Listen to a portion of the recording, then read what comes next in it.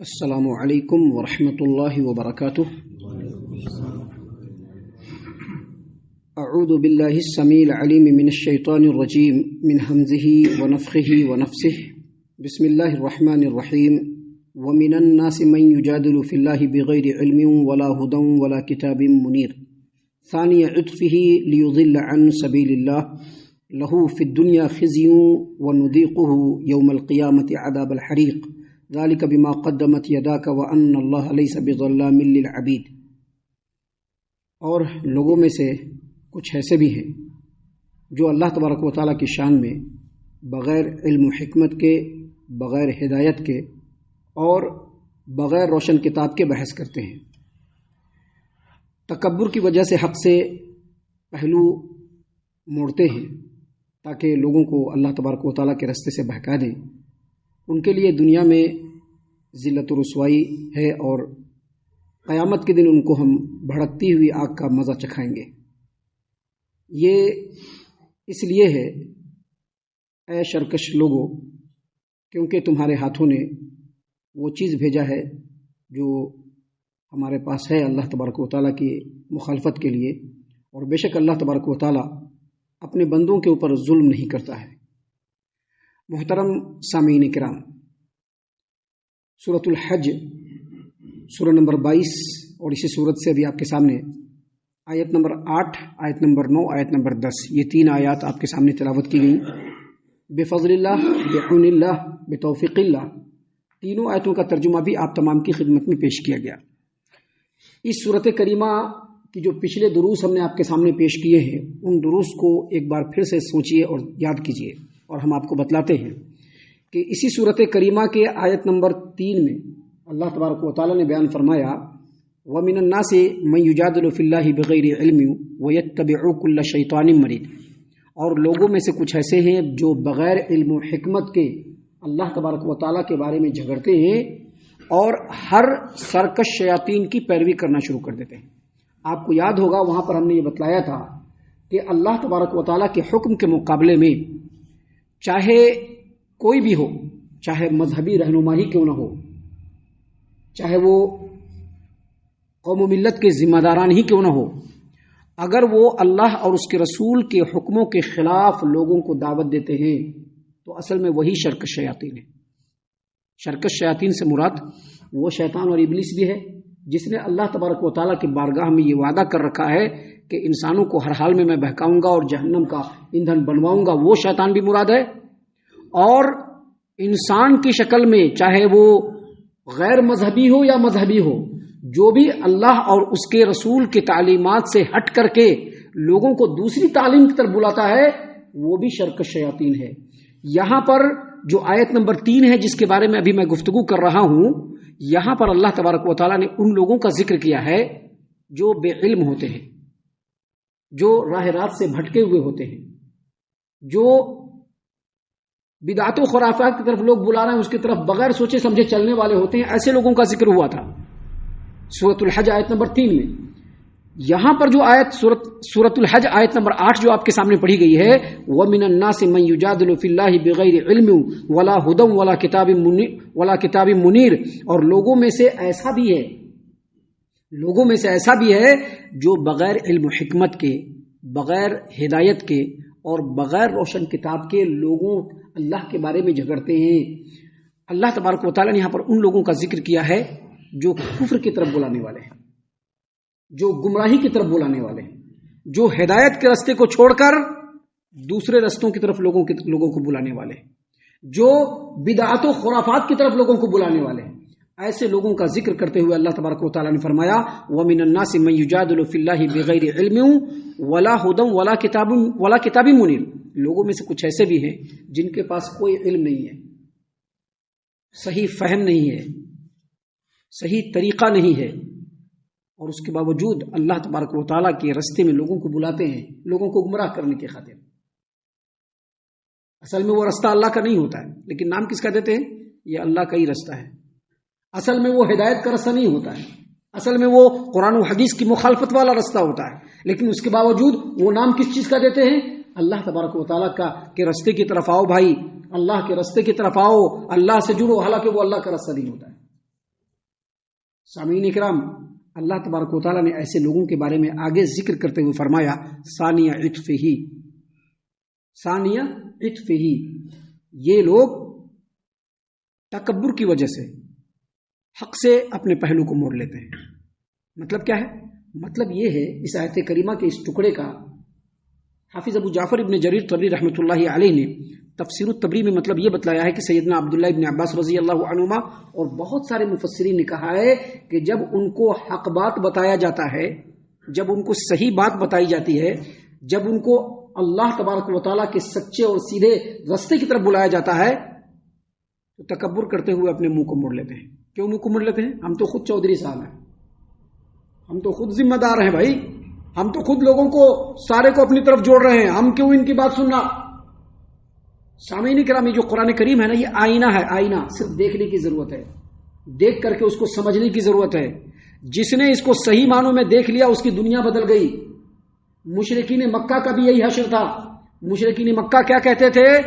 ہم لوگوں کے اوپر اللہ تبارک و تعالیٰ کی اتنی رحمت کی بارش ہو رہی ہے، ہم لوگ پورے کعبہ کے متولی، کعبہ سوچئے، یہ چھوٹی چھوٹی مسجدوں کی بات نہیں ہو رہی ہے، کعبہ کے متولی ہم لوگ ہیں، ہے کہ نہیں؟ کعبہ کے متولی تھے نا وہ لوگ، ہم لوگ تو کعبہ کے متولی ہیں، اللہ کا جو گھر ہے پوری دنیا کے لیے ہم اس کے متولی ہیں، ہم محمد کی بات ماننے جائیں گے؟ نہ کو ثانی عطفہ، اللہ نے کہا کہ حق سے تکبر کی وجہ سے وہ منہ موڑتے ہیں۔ سیدنا عبداللہ ابن عباس رضی اللہ عنہما جو حبر الامہ ہے، بحر الامہ ہے، تفسیر قرآن میں ان کا بہت بڑا مقام ہے، ان سے بڑا مقام تفسیر قرآن میں امت میں کسی کا نہیں ہے۔ وہ کہتے ہیں کہ ثانی عطفہ کا مطلب یہ ہے کہ جب ان کو حق کی دعوت دی جاتی ہے، جب ان کو حق کی طرف بلایا جاتا ہے، جب ان کو حق کے راستے میں لانے کی کوشش کی جاتی ہے تو وہ تکبر کی وجہ سے منہ موڑتے ہیں۔ کیوں تکبر کی وجہ سے؟ ارے ہم تو خود مکہ کے ذمہ دار ہیں، ہم تو خود کعبہ کے متولی، ہمیں کیوں ان کی بات سننا جی؟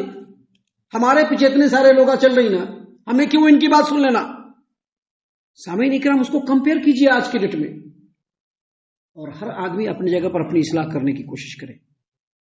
یہ باتیں صرف اصلاح کے لیے بولی جا رہی ہیں کیونکہ اللہ نے بھی ان آیتوں کو لوگوں کی اصلاح کے لیے نازل کیا ہے، اور جب اللہ تبارک و تعالیٰ نے ان آیتوں کو لوگوں کی اصلاح کے لیے نازل کیا ہے تو نبی کریم صلی اللہ علیہ وسلم نے بھی وہی فریضہ انجام دیا، صحابی رسول سیدنا عبداللہ بن عباس رضی اللہ عنہما نے بھی وہی فریضہ انجام دیا۔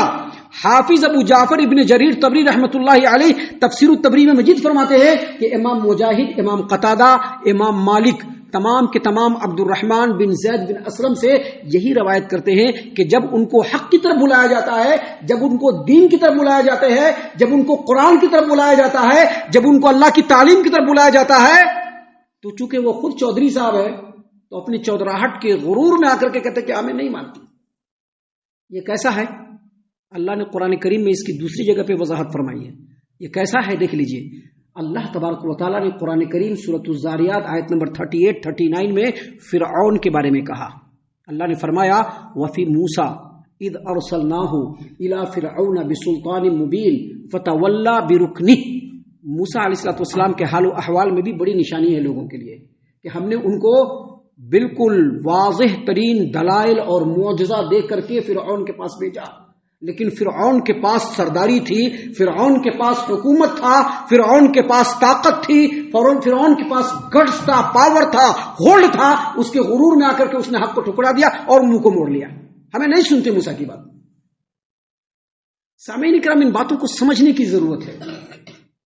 جس انسان کے سمجھ میں یہ بات آ گئی یقینی طور پر وہ سچا اور پکا مسلمان ہو جائے گا، اور جس آدمی کو سمجھ میں یہ بات نہیں آئے گی پوری زندگی وہ گمراہی میں ٹامک ٹویا مارتے رہے گا۔ اللہ تبارک و تعالیٰ نے اسی بات کو یہاں پر بیان فرمایا کہ لوگوں میں کچھ ایسے بھی ہیں جو بغیر علم کے، بغیر ہدایت کے، بغیر روشن کتاب کے اللہ کے بارے میں جھگڑتے ہیں۔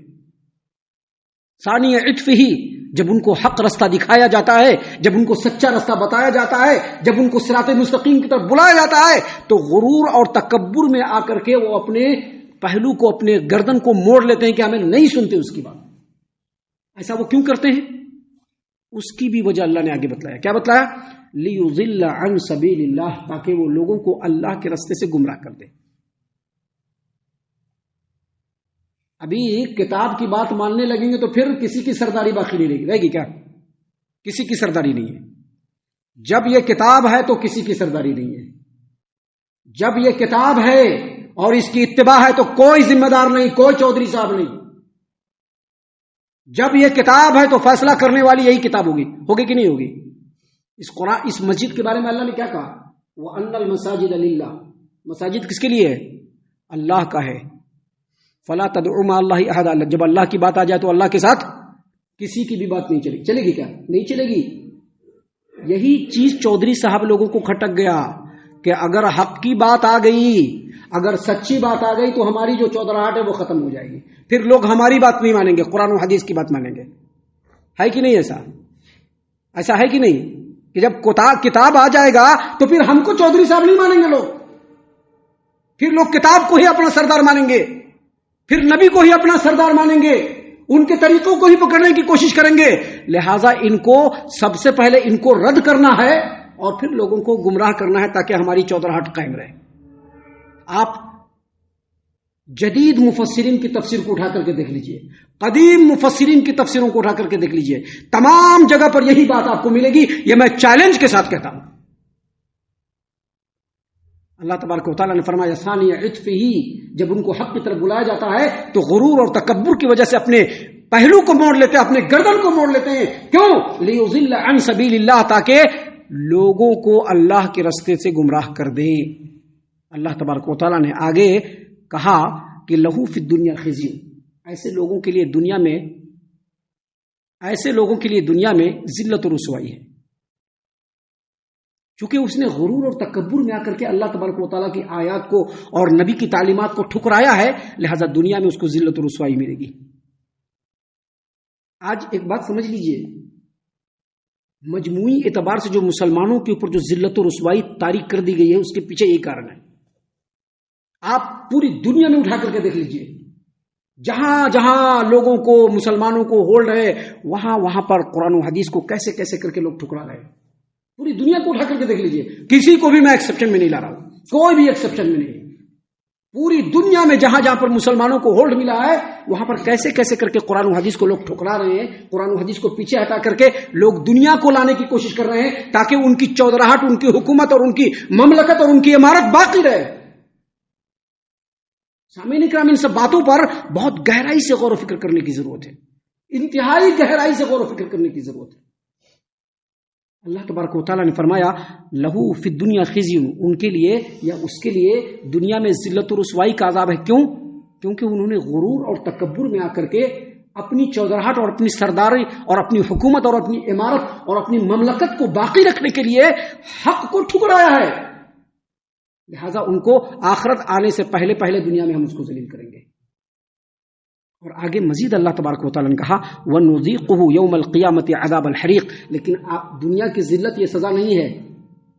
آخرت میں اللہ نے فرمایا قیامت کے دن ہم اس کو بھڑکتی ہوئی, جلتی ہوئی, جلن والی, سوزش والی آگ کے عذاب کا مزہ چکھائیں گے.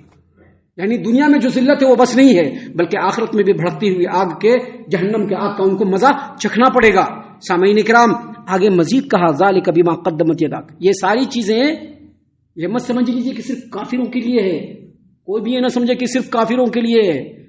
مسلمان اگر اس میں ملوث ہیں اور یہ صفات اگر مسلمانوں کے اندر پائی جاتی ہے تو ان کو بھی اسی حال سے دو چار ہونا پڑے گا.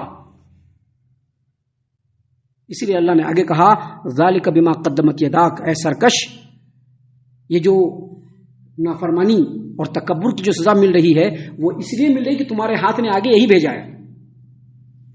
ابھی ہم جو عمل کرتے ہیں وہ کہاں چلا جاتا ہے؟ ہم جو بھی عمل کرتے ہیں اچھا یا برا وہ کہاں جاتا ہے؟ اللہ کی بارگاہ میں جاتا ہے. اگر اچھا عمل جائے گا تو اچھا بدلہ ملے گا. تم نے یہی عمل کیا اس لیے یہ سزا مل رہا ہے. تم اگر اچھا عمل کرے رہتے تو اچھا ملتا, تم نے غلط کیا اس لیے یہ سزا مل رہی تم کو. ذالک بما قدمت یداک وان اللہ لیس بظلام للعبید, اور اللہ تبارک و تعالیٰ اپنے بندوں کے اوپر ظلم کرنے والا نہیں, جو جیسا کرنی کرے گا ویسے ہی ان کو پھل ملنے والا ہے. اللہ تبارک و تعالیٰ نے قرآن کریم میں اس بات کو بیان فرما دیا ہے۔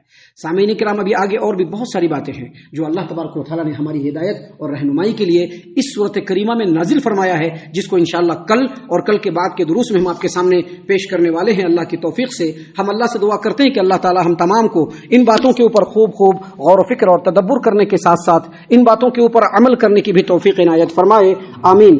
اللہ تعالی ہم تمام کو صحیح معنوں میں پکا سچا مومن مسلمان بنائے، اللہ اور اس کے رسول صلی اللہ علیہ وسلم کی اطاعت و فرما برداری کرنے والا بنائے، صحابہ کرام رضی اللہ عنہم کے طریقے پر چلنے والا بنائے، جنت الفردوس میں جگہ عطا فرمائے۔